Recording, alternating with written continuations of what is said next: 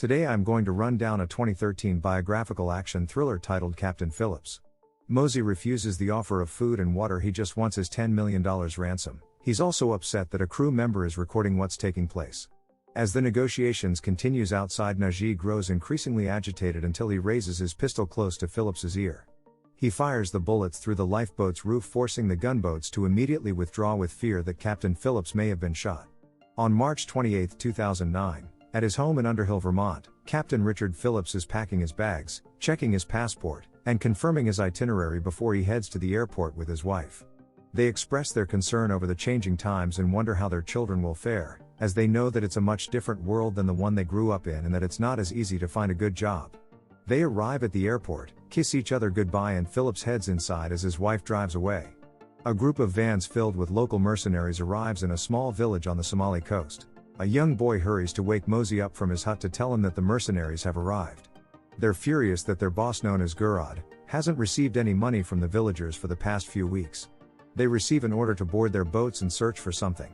Huffan, the local village boss, operates a fishing trawler that he hijacked from the Taiwanese the previous year, as well as two smaller skiffs that he uses to pursue and seize large ocean-going ships. Huffan instructs Mose and Assad to choose 3 more men each and prepare their skiffs for this trip. The men gather around and noisily attempt to persuade Mose or Assad to choose them. A skill or something suitable for a bribe increases a person's chances of being chosen. For his crew, Mose chooses Bilal, Elmi, and Najee, who are quiet but powerful and tough. The other village mates are surprised that Mose chose Najee, as he isn't from their village. The men load the skiffs with long makeshift ladders, water, and fuel, then push them into the surf and power them up for the ride out to the mothership. Assad tells Mose to stay out of his way, referring to him as a skinny. Mose obviously doesn't like Assad, and he also doesn't appreciate it when he starts ordering his man around. At the port of Salalah in Oman, Captain Phillips assumes command of the MV Maersk Alabama, a commercial container ship homeported in Norfolk. Upon ascending to the bridge, he notices that nearly every ladder, hatch and door is fully accessible and unlocked. Phillips says hello to the ship's first officer, Shane, who informs him that their call order is to sail through the Gulf of Aden and around the Horn of Africa to Mombasa Port, Kenya. They're carrying tons of commercial cargo, food, and fresh water for the refugees. Captain Phillips, wary of pirate activity off the coast of Somalia, instructs Shane to lock all doors and hatches throughout the ship. After completing the loading of its cargo, the ship departs on its voyage. Huffan checks the radar on his boat and finds that there are a lot of big ships in the sea. Although it would be risky to hijack one of them, Huffan notices a separate cargo ship from the rest. They will target Captain Phillips' Maersk Alabama ship. The captain initiates emergency drills to ensure the crew is ready for any eventuality. Not long after starting their first drill, Phillips checks the radar screen and notices 2 faint blips. Realizing the significance of the situation, he swiftly steps outside with the binoculars. The captain orders one crew member to return to the bridge. He informs Shane about 2 approaching skiffs and orders him to contact the U.S. Maritime Emergency to get advice, but there is no response. Captain Phillips orders the ship to turn 5 degrees to see if the engine boats follow. Once he realizes that they are still pursuing them, Phillips orders Shane to contact UK Maritime to inform them of a possible piracy situation. The officer tells Phillips to lock down the ship and follow established protocol in dealing with any potential pirates, although she suspects they're just fishermen. Phillips tells her that the approaching men are not there to fish because they're armed. Captain Phillips alerts his crew and tells them to get to their stations. Realizing the pirates probably have a maritime radio, he picks up his own and pretends to contact a military ship for assistance. The pirates listen as Phillips announces first that the weapons aboard the Maersk Alabama are ready for use, and then, as the pretend military official, that a helicopter will be overhead within 5 minutes. Assad believes what he hears on the radio and orders his skiff to turn around and quit the chase. However, Mose doesn't believe the information and instructs his men to speed up. Captain Phillips orders his chief engineer to bring their speed up to maximum and to alternately turn to port. The ship's waves rock the smaller boat, but Mose orders Elmi to push the much faster skiff on at full speed. They are nearly to the Maersk Alabama when the engine on the boat gives out, leaving them stranded. Several crew members are frightened and say they didn't sign up to fight pirates, whom they believe will return. They suggest heading further out to sea to put even more distance between them and the Somali coast. Captain Phillips informs his crew that there are a lot of pirate groups operating off the coast and out in the open ocean, so they can't avoid them. Therefore, the ship will remain on course and rely on its superior size and established protocol to ward off any pirates. They'll take refuge, lock down, and wait for help from the military. He advises that if anybody wants to leave he has to wait until they get to Mombasa and fly home from there. That night Mose and his men work from the mothership in an attempt to fix the engine on his boat, but he's not happy that Assad chose to give up the chase earlier. This enrages Assad, who points his gun at Mose's face and demands that he repeat what he just said. Mose secretly grabs a nearby wrench, then knocks Assad over the head. Mose and his men then take over Assad's boat and add an engine to it, dramatically increasing the horsepower. Mose and his men were back at sea the following morning, closing fast on Alabama again. Shane calls Phillips to the bridge, informing him that skiff has returned.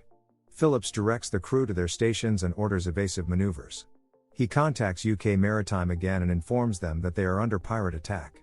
Phillips activates the fire nozzles to spray outward as soon as the skiff approaches several hundred yards.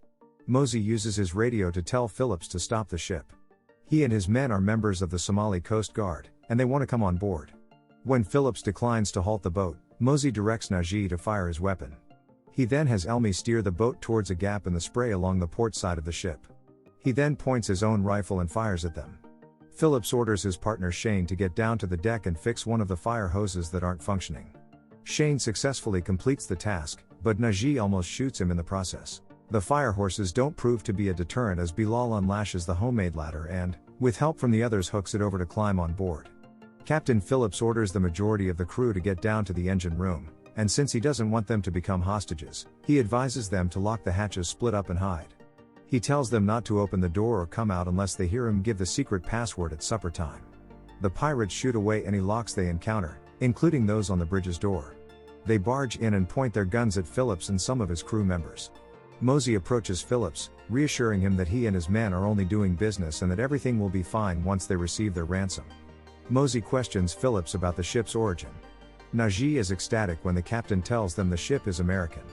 Mose asks Phillips his nationality, and when he says that he's Irish from America, Mose tells him that he'll call him the Irishman before announcing that he'll be the ship's captain from now on.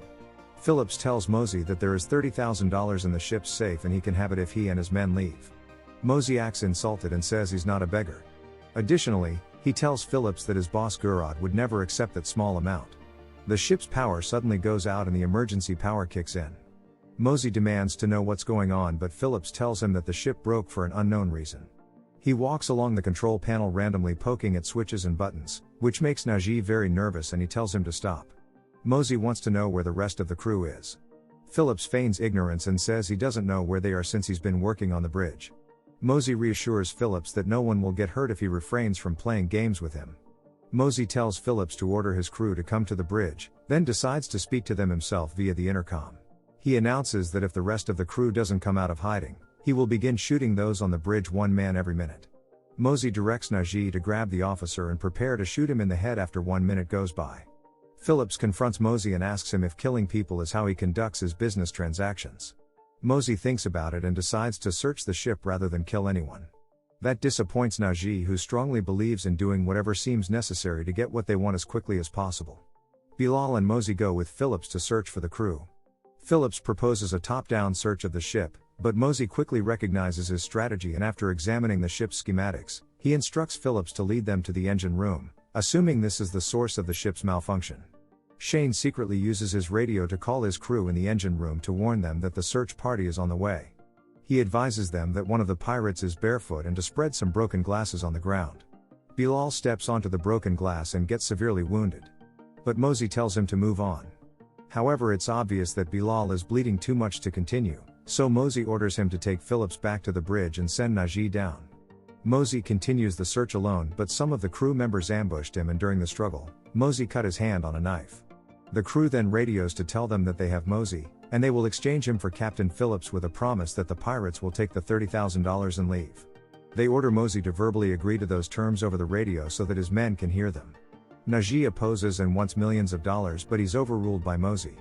Phillips gives them $30,000 from the safe, however, Najee demands that Phillips go with them in the lifeboat. Phillips doesn't agree to go, but he does enter the lifeboat to show Elmi how to operate it. When Phillips turns to exit the lifeboat, Najee hits him and knocks him down, then slams the door shut and releases the lifeboat into the ocean.